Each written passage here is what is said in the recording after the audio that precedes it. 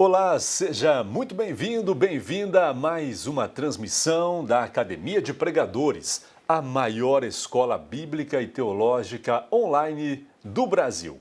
Estamos hoje para o lançamento de um novo curso, mais um conteúdo inédito que vai abençoar a sua vida, a sua família, através da pastora Sara Mendes. Ela que hoje estreia na Academia de Pregadores o curso Criando Filhos à Luz das Escrituras. Daqui a pouquinho você vai acompanhar a primeira aula deste curso gratuitamente aqui nessa transmissão. Seja bem-vindo onde você estiver, que Deus te abençoe. Obrigado por estar aqui, querendo aprender um pouco mais da Palavra de Deus. Pastora Sara Mendes, ela é casada com Célio Moura, mãe de 3 filhos, Ana Luísa, Leonora e Paulo Pedro Neto. É psicóloga, mestre em psicologia com 11 especializações, também possui um mestrado em teologia, é escritora, professora, articulista e palestrante. E está aqui na Academia de Pregadores trazendo mais um conteúdo que certamente vai abençoar a sua família e a sua vida neste momento. Acompanhe.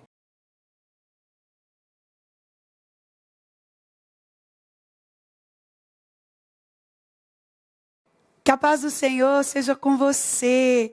Que bom que nós estamos juntos aqui na Academia de Pregadores e eu quero me apresentar. Eu sou a pastora Sara Mendes, sirvo ao Senhor na Assembleia de Deus, Ministério de Madureira, Campo de Campinas, lá em Goiânia. Tenho como líderes sobre a minha vida o bispo Ido José do Carmo e a bispa Neuza César Carmo. Sou casada com o pastor Célio Moura e temos 3 filhos. Ana Luísa tem 8 anos, Leonora 7 anos e Paulo Pedro Neto com 3 aninhos. Eu tive o privilégio de nascer num lar cristão e desde então a minha vida, a minha história tem sido direcionados por esse Deus tão lindo que nós temos o prazer de chamá-lo de Pai. Outra coisa importante é falar da minha formação. Eu sou formada em psicologia. Atuei nessa área durante 11 anos, na qual eu fiz 11 especializações e um mestrado, mas hoje, tudo que Deus me permitiu estudar e aprender, existe para servir o reino dele de forma completa. Então eu quero conversar com você nessa matéria, nesse curso, nesse módulo tão lindo que você que já é aluno aqui da Academia de Pregadores tem podido ao longo desse tempo absorver conteúdos tão preciosos, com professores tão preparados, com gente que compreende, que tem uma cosmovisão cristã tão firme para amparar você naquilo que o Senhor requer de nós como filhos nessa geração. Então eu quero conversar com você sobre essa matéria, Criando Filhos à Luz das Escrituras. Talvez você não seja pai ou mãe biológico, mas quem sabe é mentor de um neto, de um sobrinho, ajuda a cuidar de pessoas em algum lugar, em algum tipo de instituição, ou quem sabe, dentro da sua igreja local, você tem filhos espirituais. Essa disciplina é para você. A verdade é que todos nós estamos influenciando gente o tempo todo.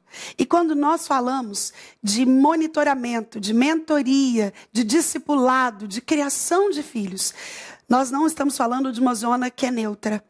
Ou aquilo que eu mentorio, discipulo, influencio e crio vai ser um agente de transformação no mundo em que ele está inserido, ou ele será um agente de deformação. E se tratando de vida cristã, de espiritualidade, não há neutralidade. Ou somos agentes de transformação e transformamos o lugar, as pessoas, os indivíduos e o meio em que estamos inseridos, ou seremos agentes de deformação. Então, o nosso objetivo é que você compreenda a suficiência das Escrituras nesse processo de criar filhos para o Senhor, de zelar por uma educação que não só vise o comportamento, mas que alcance o coração, que não só vise a mudança de atitude, mas que discipule esse indivíduo até o céu. Então vem comigo, que nós temos aí tópicos incríveis para abordar nessas 10 ou 12 aulas que nós teremos juntos aqui. E eu quero tratar com você de assuntos atuais, vislumbrar o processo histórico, compreender como isso tem afetado na forma contemporânea de criar filhos. e ainda tenho como objetivo abordar assuntos que são pertinentes nesse tempo. Qual a importância da escola na união com a família? Qual a importância de pais, de mentores, de discipuladores, de quem está criando essa criança ser um indivíduo de oração? Quais são as formas bíblicas de disciplina de filhos? E tudo isso e muito mais. Nós vamos entender qual o papel da mãe, qual o papel do pai, quando é que um desses falta, o que fazer, como lidar com mais de um filho, ou seja, como a Bíblia me diz para que eu deva fazer com que o meu lar funcione com mais de um filho. Então, nós vamos tratar desses e tantos outros assuntos. Os processos bíblicos tratam de forma diretiva ou são figuras de linguagem, quando falam, por exemplo, que os meus filhos são flechas. Enfim, nós vamos compreender, à luz das Escrituras, que são inerrantes, infalíveis e imutáveis, como é que nós podemos criar filhos para o Senhor. Como é que a Bíblia nos ensina, não como uma ciência que falha, não como autoajuda, que até pode promover momentaneamente, mas que vai ter as suas lacunas, não como uma ciência que tem as suas bases não tão sólidas, mas voltados à luz do Evangelho, das Escrituras Sagradas, que é poder de Deus, para apagar passado, para transformar presente e para preparar você e eu para qualquer futuro. Então, eu quero te encorajar a pegar o seu caderno, a sua caneta e anotando aí para que nós possamos ter com eficiência e eficácia um curso que vai edificar você e te ajudar no ambiente em que você está inserido a florescer onde Deus tem te plantado. Para iniciar a nossa primeira aula, eu quero conversar com você um pouquinho sobre o processo histórico que fez com que nós vivêssemos hoje a realidade na qual nós estamos inseridos. E aí eu não estou falando só das nomenclaturas que o nosso século ou a nossa geração recebem, como pós-modernidade ou a era líquida, como a sociologia nova propõe. Eu quero conversar com você de quais são as bases, por que é que nós vivemos hoje isso que nós vivemos em todos os aspectos que nós abordamos. Por que isso é importante? Porque nós não temos como combater o inimigo que nós não conhecemos. Eu não tenho como compreender a necessidade de olhar para as Escrituras como suficientes para educar o meu filho, para mentoreá-lo, para discipliná-lo, para criá-lo, se eu não compreendo por que isso é tão necessário. E aí a gente corre o risco de, não observando tudo isso, não conhecendo o que a história traz, de cair na mesmice do presente século, de olhar para aquilo que funciona na vida do outro, no padrão que o vizinho utilizou, naquilo que a autoajuda me diz, nos processos de coach, não que nada disso seja errado, mas quando nós olhamos para a suficiência das Escrituras, para a verdade inerrante dela, nós compreendemos como é que em quaisquer que sejam as fases, que os nossos filhos estejam inseridos, em quaisquer que sejam os desafios que essa fase requer, de mim e de você como pais, como avós, como tios, como cuidadores, a Bíblia traz respostas precisas. Então é muito importante que você compreenda como é que a história deforma esse processo, qual é o processo que nós estamos hoje inseridos e como é que nós podemos utilizar aquilo que as Escrituras nos trazem de melhor, de forma prudente, como arma para fazer com que os nossos filhos sejam criados à luz das Escrituras e mais do que isso, para que a gente tenha a alegria de passar de forma prudente e tranquila o bastão do amor a Cristo e a sua igreja para essa geração que nós temos o dever de educar. Eu quero te lembrar que há 2019 anos da história da igreja, homens e mulheres de Deus têm cumprido bem o seu papel. E chegou a nossa hora. Se você está criando filhos, essa aula é para você. Então eu quero rapidamente fazer um contexto histórico, porque a gente não tem tempo aqui para abordar tudo aquilo que aconteceu desde o primeiro século. E também não quero ser redundante e limitada a tantas fases importantes que a história viveu, mas que não é aquilo que é mais importante para que a gente aborde aqui nessa aula em contexto histórico. Então eu quero falar daquilo que mudou a forma como o próprio Deus instituiu a família para que ela funcionasse bem. Quando nós olhamos para as Escrituras, nós encontramos a família patriarcal. O que é isso? O homem como cabeça, o homem como aquele que dá todas as regras, o homem como aquele que é nutridor, é provedor. Então o papel dele é de liderar. No decorrer da história, muito daquilo que nós encontramos foi deformado. E aquilo que mais foi o responsável por deformar esse padrão patriarcal da família foi, sem sombra de dúvidas, a Revolução Francesa. A Revolução Francesa foi o que nós chamamos de marco regulatório. E ela tinha como lema 3 bases fundamentais: igualdade, fraternidade e liberdade. Se você parar para pensar, esses 3 temas são extremamente atuais. Igualdade é aquilo que é buscado desde as plataformas digitais até os livros de história. Igualdade é buscada desde os assuntos raciais até os assuntos sociais.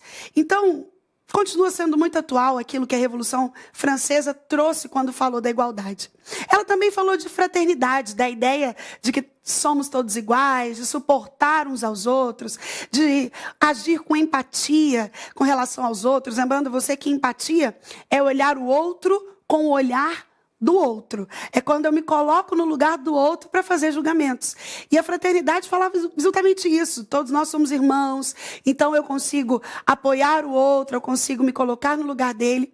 E a liberdade, que é essa mesma ideia hoje tão defendida por tanto tipo de pessoas, não só a liberdade de expressão, mas a liberdade social, a liberdade religiosa, a liberdade de palavras, e nós vivemos uma era em que isso continua sendo falado. Mas essa regulação feita pela Revolução Francesa muda o eixo de uma família antes patriarcal, que tinha um governo patriarcal, para um governo agora, então, familiar. E aí você pode pensar, então melhorou. Se o governo sai das mãos de uma pessoa só e todo mundo passa a ter voz e todo mundo passa a ter direito de ordenar coisas, melhorou. Aí é que você se engana. Exatamente pelo fato de que quando essa mudança ocorre, há uma mudança no eixo do plano original de Deus. Querido, é impossível planejar mudar o eixo do plano original de Deus. Falando melhor, rebelar-se contra aquilo que Deus planejou, e isso dá em algo positivo. Não tem como quebrar a forma como Deus planejou todas as coisas e revelou o seu plano santo e sagrado. Através das Escrituras, quando nós olhamos as Escrituras de Gênesis e Apocalipse, nós encontramos a revelação do plano de Deus para mim e para você. E o plano de Deus não é mudado pela história, não é mudado pela Revolução Francesa, não é mudado pelo pós-modernismo, não é mudado pelo movimento feminista, não é mudado pelas ondas do empoderamento. O plano de Deus continua o mesmo. Exatamente porque Deus continua o mesmo. Ele continua no mesmo lugar, de onde ele nunca saiu, no trono do universo, governando sobre todas as coisas. Então é muito importante que a gente entenda esses desdobramentos da história, para que nós possamos compreender as mudanças que ele trouxeram e usar isso como armas para combater o inimigo quando nós estamos formando indivíduos. O resultado de tudo isso, dessa mudança do governo patriarcal para um governo familiar, é exatamente o tripé no qual está fundamentado hoje toda essa sociedade que nós conhecemos. Eu não quero me restringir aqui ao conceito de pós-modernidade, apesar de lembrar você quando é que ele começou a valer. A pós-modernidade, de forma histórica, passou a valer a partir de 1989, quando cai lá na Alemanha o Muro de Berlim. E a queda do Muro de Berlim significou uma mudança de ideologias, na verdade, uma quebra de padrões ideológicos. O mundo, a partir de então, deixa de ter ideologias formadas, deixa de ter um motivo para o qual lutar.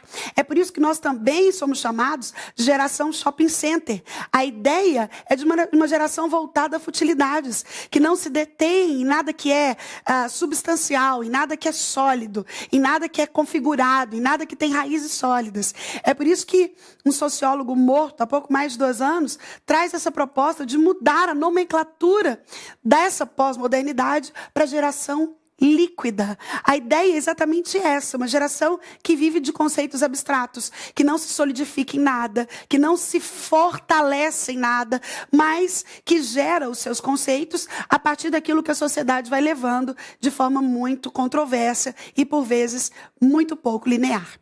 Então, A partir dessa ideia, nós tivemos essa pós-modernidade, essa era que nós estamos vivendo, esse tempo líquido, essa geração que nós estamos inseridos, o século XXI, formado num tripé, que é muito importante que você compreenda.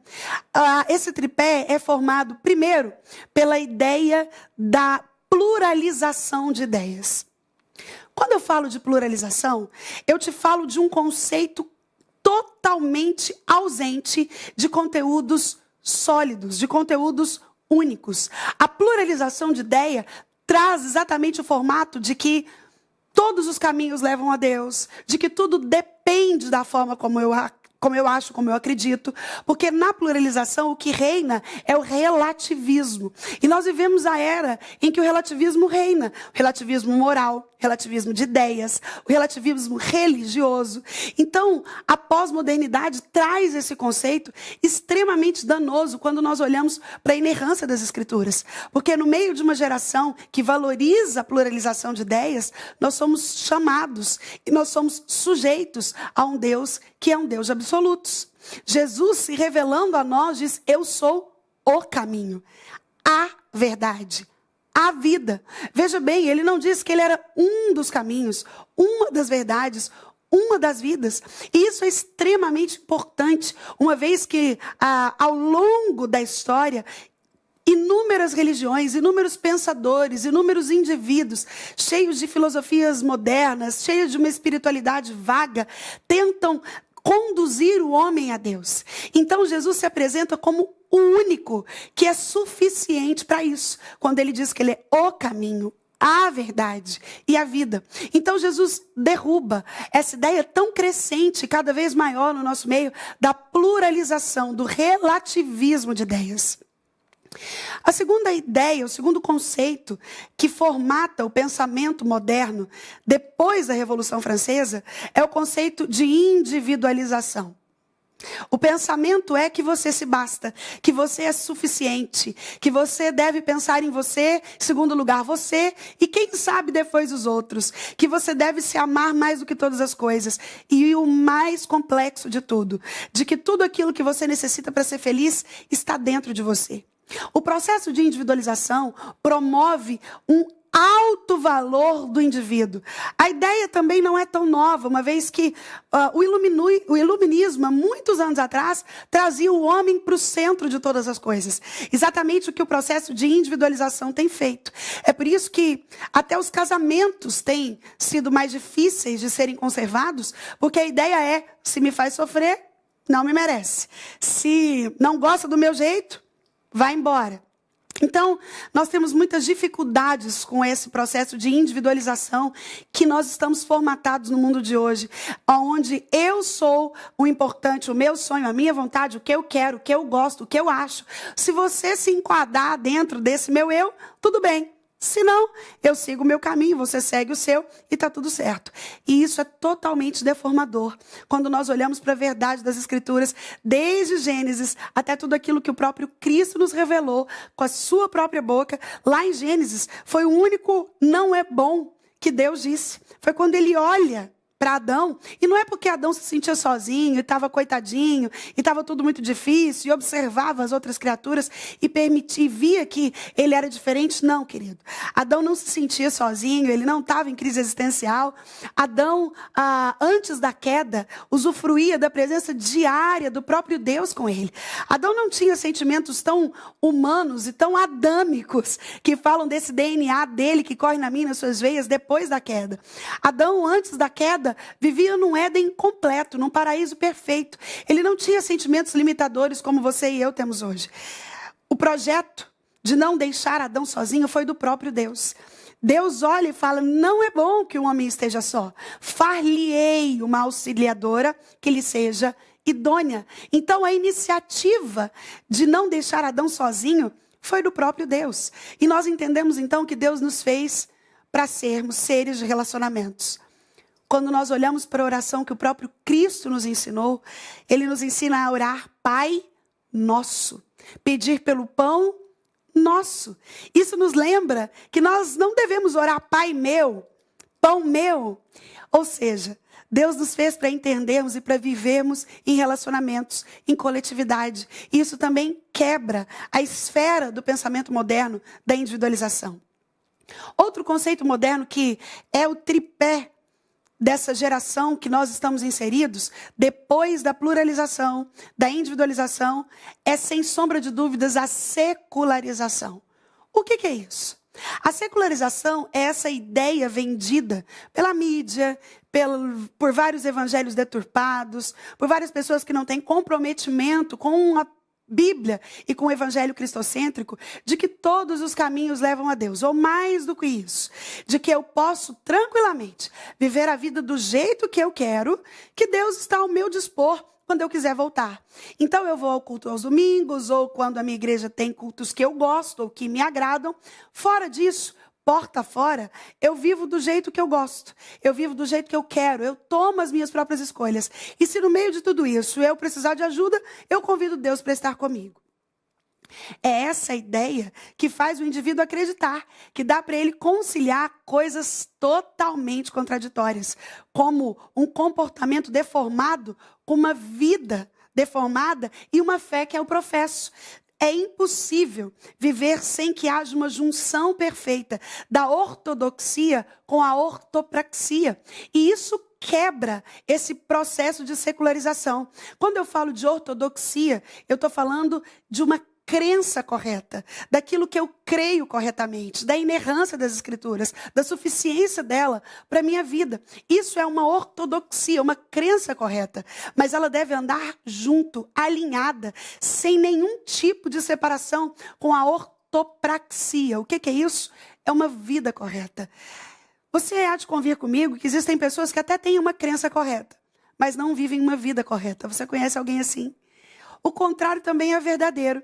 Existem pessoas que têm uma vida tão correta. Sabe aquelas pessoas que a gente olha para elas e fala, mas fulano é tão bom caráter, faz tudo tão correto, só falta ser crente. Ou seja, tem ortopraxia, mas não tem ortodoxia. Quando nós olhamos para a secularização como um fundamento da sociedade na qual nós estamos inseridos, nós também compreendemos que as Escrituras vão contra esse padrão, uma vez que elas me dizem que é impossível divorciar a vida correta da crença correta, a ortodoxia da ortopraxia. Juntamente com esses três conceitos, nós ainda encontramos como aquilo que muito velozmente é transferido por causa da era rápida da informação, outros conceitos que delineiam o pensamento moderno. São eles o ativismo. Ativismo é a ideia que nós temos às vezes de que o nosso dia com 24 horas não são suficientes para suportar tudo aquilo que eu deveria fazer. Você já teve essa sensação? Ah, se meu dia tivesse pelo menos 2 horas a mais, 30 horas, seria muito melhor. O ativismo é algo colocado pelo presente século no nosso coração para que nós possamos tirar o foco daquilo que de fato é importante. Colocar um dia altamente lotado, marcar inúmeros compromissos ou acreditar que eu consigo tudo ao mesmo tempo é completamente adoecedor. Eu vou falar do decorrer do curso como isso pode ser doentio, um padrão de doença para a vida dos nossos filhos, para a vida das pessoas que nós estamos mentoreando, criando e discipulando. Então é muito importante zelar por colocar as coisas importantes sempre no lugar daquilo que parece urgente. Cuidado com o vazio de uma vida ocupada demais. Existem pessoas que se ocupam de tantas coisas, mas no fundo estão sempre tentando absorver o vazio das suas próprias almas. Então, é muito importante ter cuidado com esse ativismo, porque você se desapega daquilo que você não cuida. Eu vou repetir. Você se desapega daquilo que você não cuida. Quando você para de cuidar de algo que de fato é importante, por causa do ativismo e da quantidade de tarefas que você assimila, você vai deixando de gostar, de se apegar, de amar aquilo que era, de fato, o mais importante. A segunda coisa que é alinhada com esse ativismo, que é característica dessa geração pós-moderna, desse tempo que nós estamos inseridos, dessa sociedade que nos leva a todos uma preocupação latente com aquilo que nós estamos construindo, além do ativismo, é o pragmatismo. O que o pragmatismo diz? O pragmatismo nada mais é do que fazer o que dá certo no lugar daquilo que é certo. você há de concordar comigo, principalmente nós, brasileiros, se você que está me assistindo não é brasileiro, ou é brasileiro já em outro lugar do mundo, você sabe que aqui existe um tal jeitinho brasileiro, que é exatamente essa ideia pragmática de fazer o que dá certo no lugar do que é certo. E nós bem sabemos que nem tudo que dá certo é certo. Nós sabemos que às vezes até dá certo furar um sinal vermelho, mas não é certo. Nós sabemos que às vezes até dá certo colar numa prova, mas não é certo. Nós sabemos que às vezes dá certo, cola, não falar a verdade com o próximo, mas nós sabemos que isso não é certo.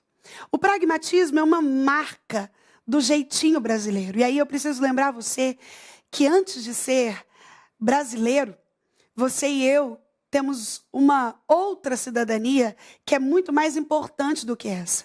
Nós somos cidadãos do céu. Isso mesmo. E quando eu sou cidadão do céu, a minha segunda cidadania, que no meu caso, particularmente é brasileira, ela deve pesar menos do que essa cidadania celeste, eterna, que me fala de olhar para o alto, do lugar para onde eu vou voltar. Então, querido, muito cuidado com esse pragmatismo contemporâneo, que faz com que a gente barganhe o que dá certo no lugar daquilo que é certo. Eu penso que já é suficiente aquilo que nós tratamos em termos históricos, para que você venha comigo acompanhando aquilo que de fato foi importante. Antes, o governo patriarcal, da forma como Deus estruturou as coisas para que fossem o homem como um cabeça do lar, como responsável espiritual, como provedor maior, aquele que é o agente de todas as coisas dentro do lar, e tem uma mulher como auxiliadora idônea, como parte. Não é que um é melhor, outro é maior, um é melhor ou pior, mas Deus nos deu funções diferentes. A partir da Revolução Francesa, houve uma quebra nesse papel e o governo que antes era patriarcal se torna agora familiar. Isso traz consigo mudanças que nós conseguimos enxergar na chamada pós-modernidade, que é exatamente o tripé da pluralização, da individualização e da secularização. Juntamente com isso, entra o ativismo, entra o pragmatismo e entra essa ideia de que eu sou suficiente. O que eu quero te lembrar é que no meio desse fogo cruzado se encontra a sua família. Se encontra o seu casamento, se você ainda não é casado, se encontra o futuro, o seu sonho, aquilo que você almeja talvez. Se você, porventura, já passou por um casamento, mas hoje se vê desafiado a construir filhos sozinhos, quem sabe pelo falecimento de um cônjuge, quem sabe por um divórcio que fugiu ao seu controle, quem sabe porque você optou pela adoção, quem sabe porque os pais abandonaram e você como avó, como tio, ficou como zeloso cuidador. Nós somos ameaçados por tudo isso que nós estamos falando hoje. E eu não quero aqui, muito longe disso, formatar algum tipo de ideia negra com relação à era que nós estamos vivendo. Nada disso.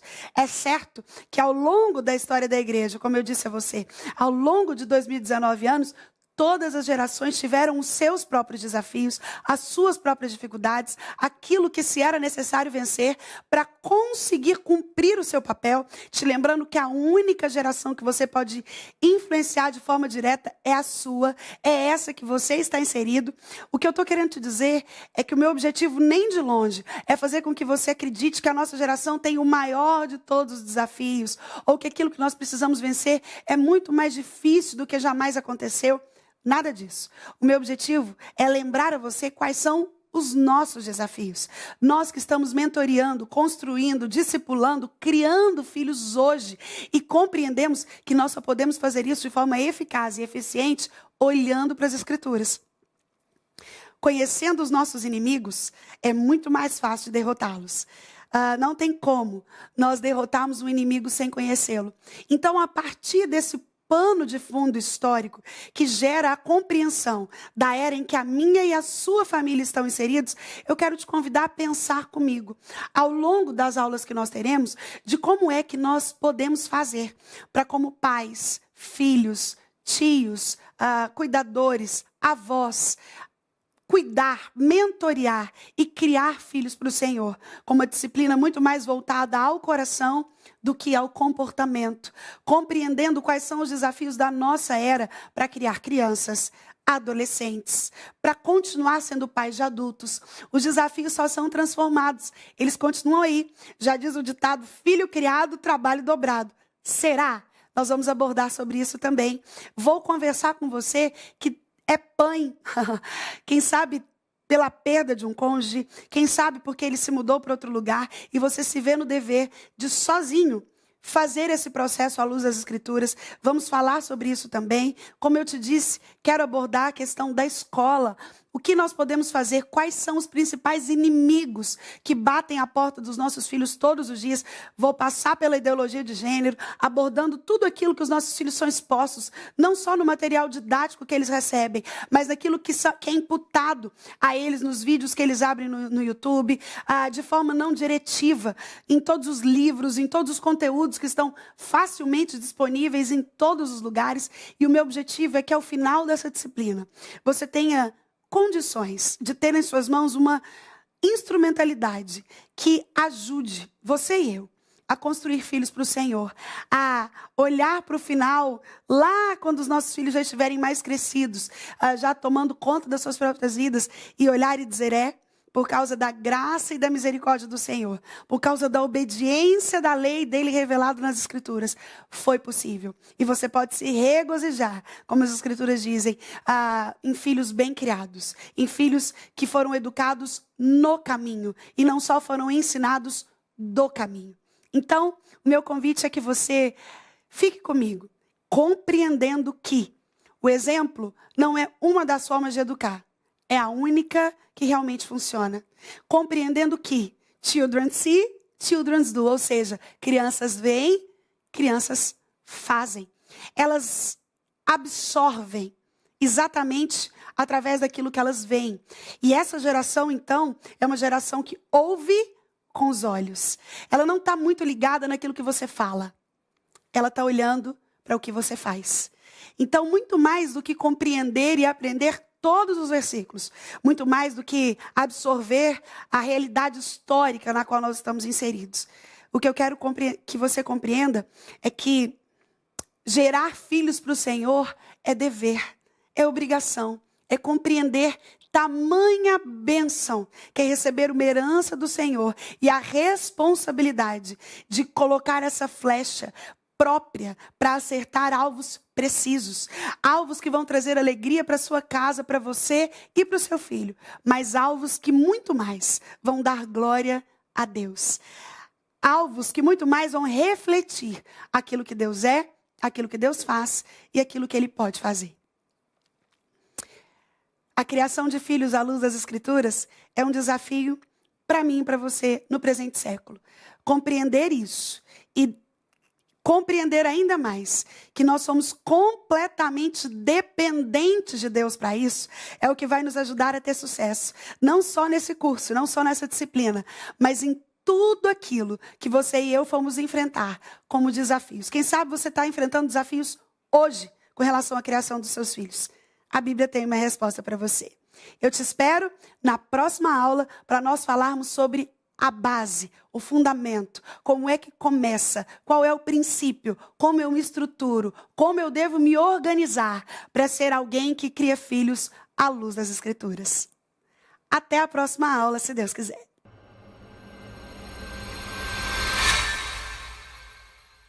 Muito bem, você acompanhou a primeira aula do curso Criando Filhos à Luz das Escrituras. Este é mais um conteúdo exclusivo da Academia de Pregadores. Para fazer o curso completo, se você ainda não é um assinante, entre agora no site, clique no link aqui na descrição do vídeo e conheça melhor os nossos planos de assinatura e como você pode ter acesso a este e muitos outros cursos que nós disponibilizamos. A Academia de Pregadores é uma plataforma completa, um grande investimento em tecnologia e também em conteúdo para levar ensino de qualidade a todo o povo de Deus espalhado pelo Brasil e também pelo mundo. São alunos em mais de 48 países que estão desfrutando desta bênção e tendo a oportunidade de estudar através da internet.